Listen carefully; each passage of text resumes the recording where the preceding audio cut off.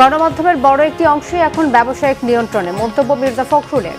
তথ্যের অবাধ স্বাধীনতায় বিশ্বাসী সরকার, জানালেন স্বপন। শিশু রামিসা ধর্ষণ ও খুনে মৃত্যুদণ্ডপ্রাপ্ত সোহেল রানা দম্পতির আপিল শুনানি গ্রহণ, জুলাই শহীদ আবু সাইদ হত্যার পূর্ণাঙ্গ রায় প্রকাশ। খুলনায় ফজরের নামাজের সময় মসজিদে ঢুকে গুলি, দুজন আহত, একজনের অবস্থা শঙ্কাজনক। চট্টগ্রামের আনোয়ারায় মা মেয়েকে কুপিয়ে হত্যা। বিশ্বকাপে হেক্সা জয়ের মিশনে ব্রাজিলের বিবর্ণ শুরু, সেলেসাউদের বিপক্ষে গিয়েও জয় বঞ্চিত মরক্কো।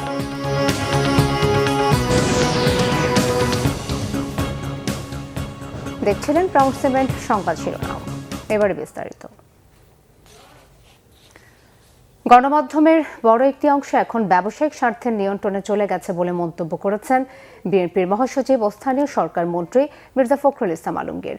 তিনি বলেন, চাটুকারিতার সংস্কৃতি কিভাবে প্রতিষ্ঠা করতে হয় তা আজকের অনেক মিডিয়া হাউস খুব ভালোভাবেই রপ্ত করেছে। একই অনুষ্ঠানে তথ্য সম্প্রচার মন্ত্রী জহিরুদ্দিন স্বপন বলেন, স্বাধীন গণমাধ্যমের বিকাশে শহীদ জিয়ার ভূমিকা ছিল অনন্য। তিনি গণমাধ্যমকে রাষ্ট্র ও সমাজের আয়না হিসেবে দেখতেন। বিস্তারিত আসমা আক্তার নূপুরের রিপোর্টে। গণমাধ্যম ও শহীদ প্রেসিডেন্ট জিয়াউর রহমান শীর্ষক আলোচনা সভার আয়োজন করে জাতীয় প্রেস ক্লাব।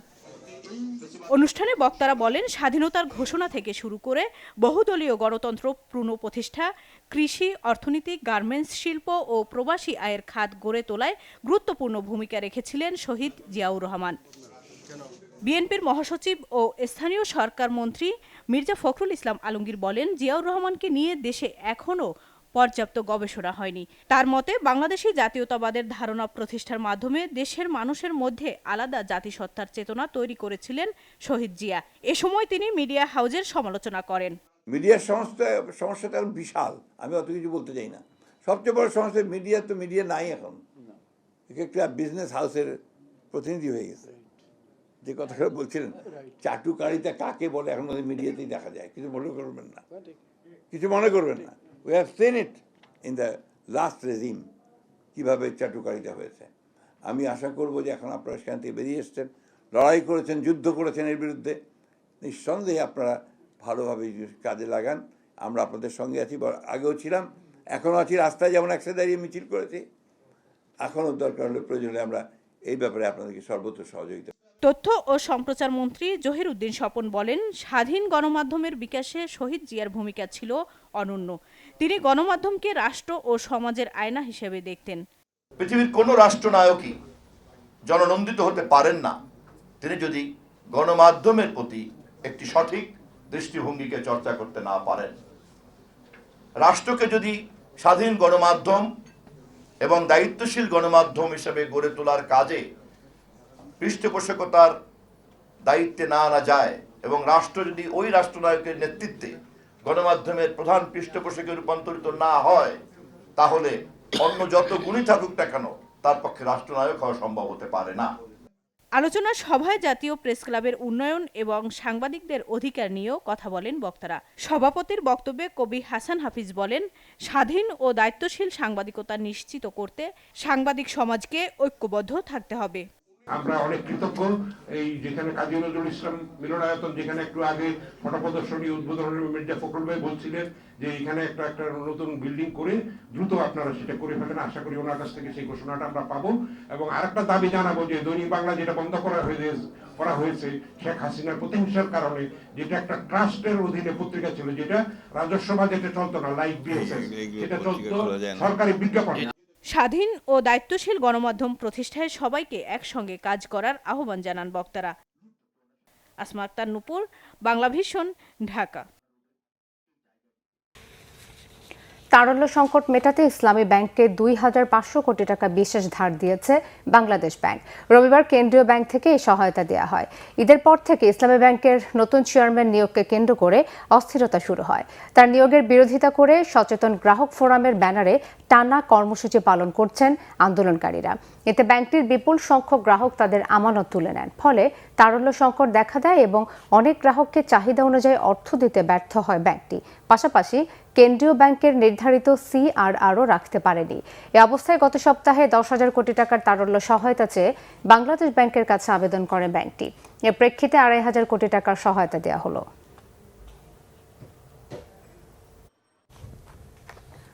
রাজধানী পল্লবীতে শিশু রামিসাকে ধর্ষণের পর হত্যা মামলার মৃত্যুদণ্ডপ্রাপ্ত আসামি সোহেল রানা ও স্বপ্না খাতুনের জেল আপিল শুনানির জন্য গ্রহণ করেছেন হাইকোর্ট।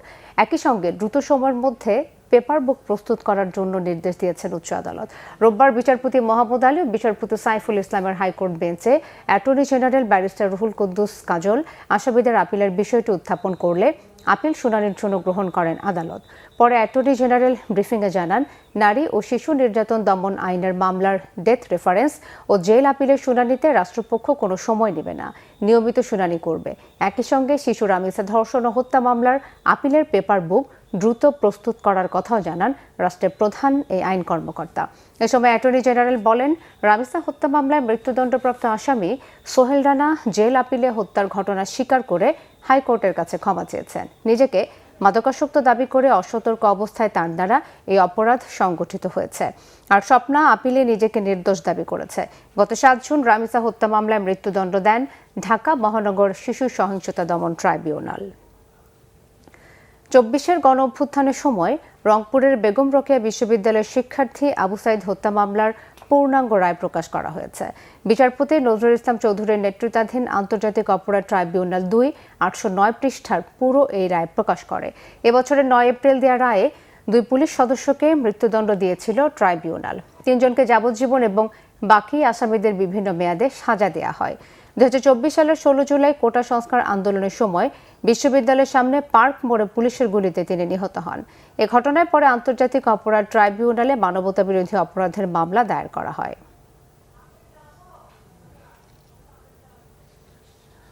চট্টগ্রামের আনোয়ারায় ঘরে ঢুকে মা ও মেয়েকে কুপিয়ে হত্যা করেছে দুর্বৃত্তরা। শনিবার রাতে পরইকড়া ইউনিয়নের 6 নম্বর ওয়ার্ডে এই হত্যাকাণ্ড ঘটে। নিহতরা হলেন পূর্ব কন্যারা গ্রামের সুজন বড়ুয়ার স্ত্রী অ্যানি বড়ুয়া ও তার মেয়ে প্রিয়ন্তী বড়ুয়া। চট্টগ্রাম জেলার সহকারী পুলিশ সুপার মাহমুদুল হাসান জানান, রাতে অজ্ঞাত পরিচয় ব্যক্তিরা ঘরে ঢুকে অ্যানি বড়ুয়া ও তার মেয়ে প্রিয়ন্তীকে ধারালো অস্ত্র দিয়ে কুপিয়ে হত্যা করে। হামলায় অ্যানি বড়ুয়ার 5 বছর বয়সী ছেলেও জখম হয়েছে। খুলনায় মসজিদে সন্ত্রাসীদের গুলিতে 2 মুসল্লি গুলিবিদ্ধ হয়েছেন।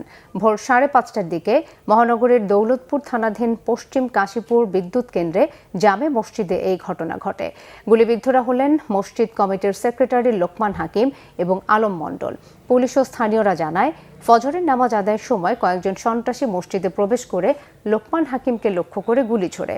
এ সময় পাশে থাকা মুসল্লি আলম মণ্ডলের মাথায় গুলি লাগে। গুরুতর আহত অবস্থায় উন্নত চিকিৎসার জন্য তাকে ঢাকায় নেওয়া হয়েছে। এদিকে আলম মণ্ডলের মাথা ও গলার বাম পাশ গুলিবিদ্ধ হয়েছে। তাকে খুলনা মেডিকেল কলেজ হাসপাতালে ভর্তি করা হয়েছে। বিষয়টি নিশ্চিত করেছেন খুলনা মেট্রোপলিটন পুলিশের সহকারী কমিশনার মোহাম্মদ আব্দুর রাজ্জাক। চুয়াডাঙ্গার সীমান্ত দিয়ে 11 জন ও কুড়িগ্রামের 2টি সীমান্তে 9 জনকে পুশিনের চেষ্টা রুখে দিয়েছে বিজিবি। এদিকে কুষ্টিয়া, শেরপুর, পঞ্চগড় সহ দেশের বিভিন্ন সীমান্তে টহল জোরদার করা হয়েছে। বিজিবি ও স্থানীয়রা জানায়, আজ ভোর 4টার দিকে চুয়াডাঙ্গার দর্শনা জয়নগর সীমান্তের 75 নম্বর মেইন পিলারের ভারতীয় অংশে 11 জন ব্যক্তিকে জড়ো করে বিএসএফ। বিষয়টি বুঝতে পেরে দ্রুত সতর্ক অবস্থান নেয় বিজিবি ও স্থানীয়রা।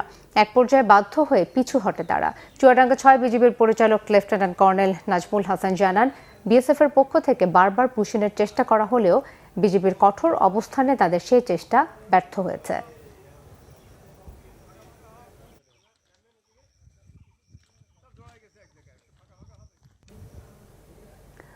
বিশ্বকাপ ফুটবল প্রথম ম্যাচে বিবর্ণ ব্রাজিল।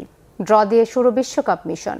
এগিয়ে গিয়েও জয় পাওয়া হলো না অ্যাটলাস লায়ন মরক্কোর। নিউ ইয়র্কে ব্রাজিল মরক্কো ম্যাচটি শেষ হয়েছে 1-1 গোলে। একটি পয়েন্ট নিয়ে সন্তুষ্ট 5 বারের বিশ্ব চ্যাম্পিয়নরা। মনির হোসেন খানের ডেস্ক রিপোর্ট। বিশ্বকাপের প্রথম 2 আসরে প্রথম ম্যাচে পরাজয় দিয়ে শুরু হয়েছিল ব্রাজিলের। এরপর 92 বছর আর কখনো ওপেনিং ম্যাচে হারেনি সেলেসাওরা। পরের 20 আসরে 17 জয় 3 ড্র, ইতিহাস ব্রাজিলের পক্ষে। তবে মাঠের পারফরমেন্সে সেটা বোঝা দেয় মরক্কোর বিপক্ষে 92 বছরের পুরনো স্মৃতি ফিরিয়ে আনার জোগাড়। প্রথম 10 মিনিটে ব্রাজিলকে খুঁজতে হয়েছে জার্সি দেখে। ছন্নছাড়া ফুটবল আর ভুল পাসে যোগবর্ণিত উধাও, বরং আক্রমণ আর গতিতে মরক্কোই বেশি প্রাণবন্ত। 13 মিনিটে একবারই বল পেয়েছেন ভিনিসিউস জুনিয়র, তার ক্রসে মাথা ছোঁয়াতে ব্যর্থ থিয়েগো। ব্রাজিলের খোলস ছেড়ে বেরিয়ে আসার অপেক্ষায় ছিল মরক্কো। মিডফিল্ড তাদের দখলে, প্রয়োজন একটি কাউন্টার অ্যাটাকের। সেই সুযোগ এলো ম্যাচের 21 মিনিটে। ব্রাহিম দিয়াজের ডিফেন্স ছেড়া পাস, ইসমাইল সাইবারির গতির কাছে পরাস্ত ব্রাজিল ডিফেন্স। ডি বক্সের বাইরে সেলেসাও গোলরক্ষকের মাথার উপর দিয়ে আলতো চিপ। বল পেল ব্রাজিলের জালের ঠিকানা। পেটে গোল যাওয়ায় অহমে লাগলো ঘা, ঘুম ভাঙলো হলুদ ক্যানারেইনহাদের। ম্যাচে ফিরতে সময় লাগলো 11 মিনিট। ডি বক্সের ভেতরে নান্দনিক ভিনি জুনিয়র, বর্তমান সময়ের অন্যতম সেরা ফুটবলারের পা থেকে এলো অরিন্দ সুন্দর গোল। দ্বিতীয়ার্ধে কিছুটা আক্রমণের চেষ্টা ব্রাজিলের, কখনো রাফিনহার শট, কখনো কুনহার ডিফেন্স ভাঙার চেষ্টা, কিন্তু মরক্কোর জালের ঠিকানা আর পাওয়া হয়নি। বল জমা পড়েছে অ্যাটলাস সিংহের গোলরক্ষকের হাতে। যে ব্রাজিল সবসময় মাঠে নামে জয়ের নেশায়, আক্রমণ যাদের বেস্ট ডিফেন্স, শেষ 20 মিনিটে তারাই কিনা খোলসবন্দি। মরক্কোর আক্রমণ ঠেকানোই কাজ। উল্টো মরক্কো খেলল জয়ের নেশায়, ব্রাজিলের একটি পয়েন্টেই সন্তুষ্টি। ড্র হয়েছে ম্যাচ, তবে হেক্সা জয়ের স্বপ্নে বড় ধাক্কা খেয়েছে সেলেসাও সমর্থকরা। Monir Hossain Khan, Bangla vision sports desk. দেশীয় শিক্ষার ফলাফল সন্তোষজনক নয় মন্তব্য করে শিক্ষামন্ত্রী আনম এহসানুল হক মিলন বলেছেন, সমস্যাগুলো চিহ্নিত করে সমাধানে কাজ করবে সরকার। সকালে রাজধানীতে ইউনিসেফ আয়োজিত এক কর্মশালায় তিনি কথা বলেন। সারা দেশে শুধু শিক্ষা খাতে 83,000 মামলা রয়েছে উল্লেখ করে তিনি বলেন, আইনি জটিলতার কারণে শিক্ষক নিয়োগ প্রক্রিয়া বাধাগ্রস্ত হচ্ছে। বলেন, প্রাথমিক স্তরে এখনো প্রায় 10 লাখ শিশু শিক্ষার বাইরে রয়েছে। তাদেরকে শিক্ষার আওতায় আনতে সারা দেশে মিড ডে মিল চালু করছে সরকার।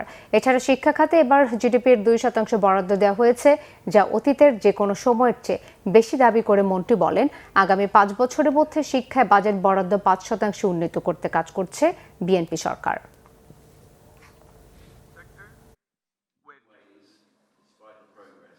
Our drop rate are very high, and the intake are not that good either. That's the reason we are providing, as our Honorable Prime Minister instructed, the school dress. The kids will now get school dress across the board. 83,000 cases is unsettled. All of them are sub judice matter, and we cannot take any decision regarding these matters. ঐক্যমত্য কমিশনের সংস্কার প্রক্রিয়ার সঙ্গে সম্পৃক্ত থাকার পরও বিএনপির সংস্কার বিরোধী অবস্থান জাতির জন্য দুর্ভাগ্যজনক বলে মন্তব্য করেছেন জামাত ইসলামের সেক্রেটারি জেনারেল অধ্যাপক মিয়া গোলাম পরোয়ার। দুপুরে জাতীয় প্রেস ক্লাবে এক সেমিনারে তিনি এসব কথা বলেন। গণভোটে 70% ভোটারের সমর্থন সংস্কারের পক্ষে জনরায় হিসেবে প্রতিষ্ঠিত হয়েছে এবং এ বিষয়ে কোনো নোট অফ ডিসেন্ট গ্রহণযোগ্য নয় মন্তব্য করে গোলাম পরোয়ার বলেন, গণভোটের মাধ্যমে জনগণ বিএনপির নোট অফ ডিসেন্ট প্রত্যাখ্যান করেছে। প্রধান রাজনৈতিক দলগুলো ওয়াদা রক্ষা না করলে তাদের কাছ থেকে সংস্কারের আশা করা যায় না। তিনি আরও বলেন, বিএনপি জুলাই সনদ ও গণভোটকে আলাদা করে জাতিকে বিভ্রান্ত করার চেষ্টা করছে। এ সময় তিনি গণভোটের রায় অক্ষরে অক্ষরে বাস্তবায়নের আহ্বান জানান।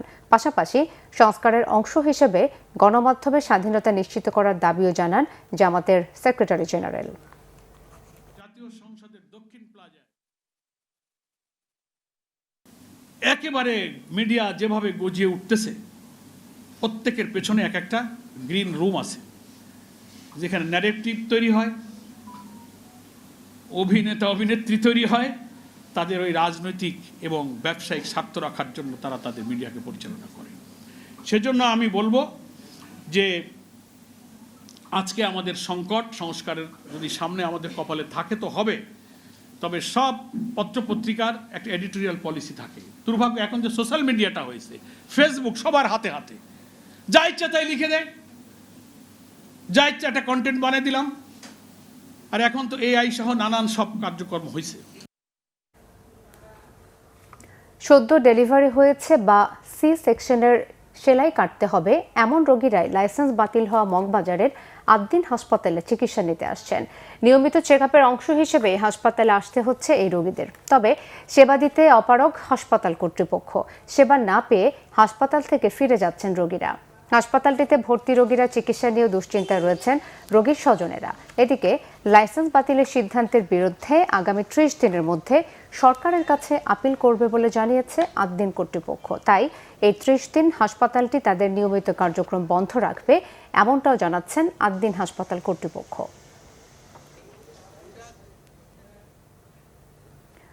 জাতীয় ক্রিকেট দলের স্পিনার নাঈম হাসানকে মারধরের অভিযোগ ওঠায় বদলি করা হয়েছে চট্টগ্রাম মেট্রোপলিটন পুলিশের খুলশী থানার ওসি মোহাম্মদ আরিফুর রহমানকে। রাতে চট্টগ্রাম মেট্রোপলিটন পুলিশের পুলিশ কমিশনার হাসান মোহাম্মদ শওকত আলী স্বাক্ষরিত এক আদেশে তাকে বদলি করা হয়। আদেশ অনুযায়ী খুলশী থানার ওসি মোহাম্মদ আরিফুর রহমানকে সিএমপির লাইন্সে সংযুক্ত করা হয়েছে। একই সঙ্গে বাকুলিয়া থানার ওসি মোহাম্মদ সোলাইমানকে খুলশী থানার ওসি হিসেবে এবং সিটিএসবিতে কর্মরত পুলিশ পরিদর্শক মোহাম্মদ জাহেদুল কবিরকে বাকুলিয়া থানার ওসি হিসেবে পদায়ন করা হয়েছে। আন্তর্জাতিক যুদ্ধবন্ধে যুক্তরাষ্ট্র ইরান আজই একটি চুক্তিতে সই করবে বলে জানিয়েছেন মার্কিন প্রেসিডেন্ট ডোনাল্ড ট্রাম্প। চুক্তির পর হরমুজ প্রণালী সবার জন্য উন্মুক্ত হবে এবং তেহরানের পরমাণু উপাদান যুক্তরাষ্ট্রের নিয়ন্ত্রণে চলে যাবে বলেও দাবি করেন তিনি। শনিবার সামাজিক যোগাযোগ মাধ্যমে দেওয়া পোস্টে মার্কিন প্রেসিডেন্ট এসব দাবি করে বলেন, চুক্তির পর পরিস্থিতি শান্ত হলে তেহরান থেকে সমৃদ্ধ পরমাণু উপাদান সংগ্রহ করবে ওয়াশিংটন, পরে তা পুড়িয়ে দেওয়া হবে। রবিবার চুক্তি হওয়ার বিষয়ে প্রেসিডেন্ট ট্রাম্পের সুরে পাকিস্তানও তাল মিলিয়েছে। মধ্যস্থতাকারী হিসেবে চুক্তি স্বাক্ষরের জন্য পাকিস্তান তাদের প্রস্তুতি সম্পন্ন করেছে, যদিও ইরান চুক্তির বিষয়ে দ্বিমত পোষণ করেছে। ইরানের পররাষ্ট্র মন্ত্রণালয়ের মুখপাত্র ইসমাইল বাঘাই জানিয়েছেন, রবিবার কোনো চুক্তি হচ্ছে না, তবে আগামী কয়েকদিনের মধ্যে স্বাক্ষর হওয়ার সম্ভাবনার কথা জানান তিনি। এদিকে সমঝোতা নিয়ে দুই পক্ষের ভিন্ন দাবির মধ্যে লেবাননে দফায় দফায় হামলা ও হত্যাযজ্ঞ চালাচ্ছে ইসরায়েলি বাহিনী। চুক্তিতে যেতে লেবাননে হামলা বন্ধের শর্ত দিয়ে রেখেছে ইরান।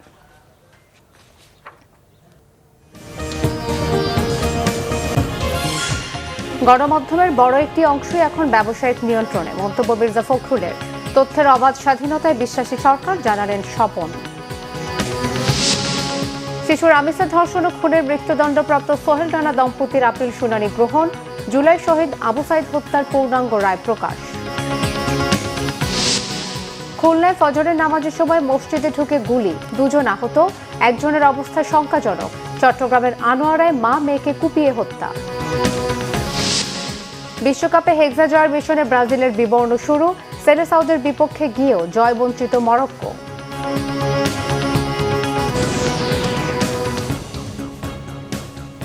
এই ছিল এখনকার মতো। পরের সংবাদ বিকেল 4টায়। এর আগে 3টায় রয়েছে নিউজ টপ 10 দেখার আমন্ত্রণ রইল। ধন্যবাদ সবাইকে।